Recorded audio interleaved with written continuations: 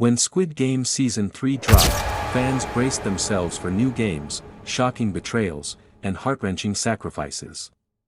But the real thrill came down to the finalists, the survivors who made it through every deadly round and stood at the edge of ultimate victory. Today, we're breaking down every single finalist in Squid Game Season 3, their journey to the end, and what made them strong enough to outlast everyone else. It wouldn't be Squid Game without the return of Ji-hun. After surviving Season 1, his choice to re-enter the games in Season 3 shocked everyone. Ji-hun came back with more than just survival instincts, he returned with purpose. Instead of being the naive, trusting player we saw before, he played cautiously, manipulating alliances, and even making tough calls that Season 1 Ji-hun could never have made. In the finale, Ji-hun's experience gave him an edge. He knew the psychological traps of the games, but at the same time, his heart often slowed him down. What made him a finalist wasn't just his cunning, it was his ability to inspire trust. For many, Ji-hun symbolized hope in a place built on despair. No, Sang-woo from Season 1 isn't back, but Season 3 introduced you Sang-woo, his younger cousin. And if you thought the original Sang-woo was cold and calculating, this new player took it up a notch. Yu Sang-woo grew up in the shadow of his disgraced cousin and entered the games determined to redeem the family name. He wasn't just ruthless, he was brilliant. Every alliance he formed was temporary, every deal he struck had a hidden knife behind it. He manipulated weaker players, sacrificed his own allies when it benefited him, and never hesitated to betray. Making it to the finals wasn't about luck, it was about outsmarting everyone else. Yu Sang-woo became the embodiment of the game's darkest philosophy, only the cruelest survive. Among all the loud personalities, betrayals, and violence, Han De-hai was easy to overlook at first. She rarely spoke, kept her head down, and avoided drawing attention.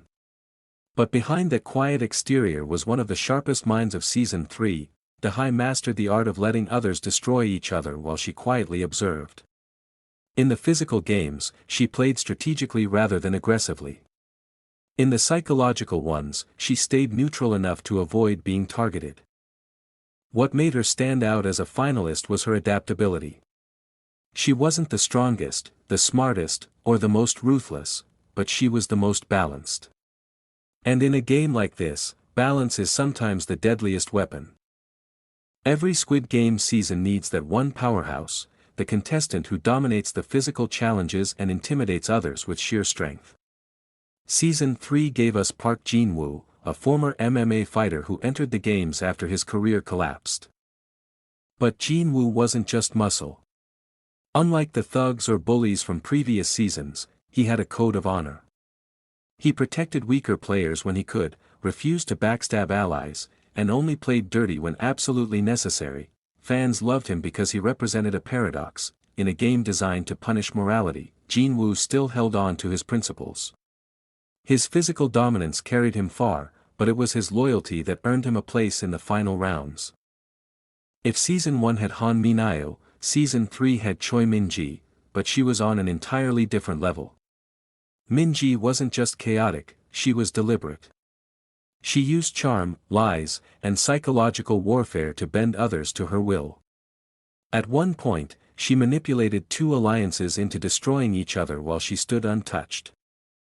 Her greatest strength was her unpredictability. No one ever knew if she was telling the truth, playing dumb, or setting up her next betrayal. By the time players realized her true nature, it was too late. As a finalist, Min-ji embodied the raw cruelty of Squid Game. She thrived not just by surviving, but by enjoying the suffering of others. These 5 finalists, Ji-hun, Yu Sang-woo, De-hai, Jin-woo, and Min-ji, each brought something unique to the table. Hope, ruthlessness, balance, strength, and manipulation.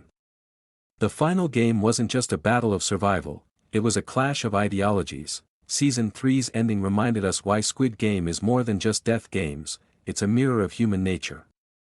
The finalists weren't just survivors, they were symbols of everything the games represent: greed, hope, strength, betrayal, and resilience.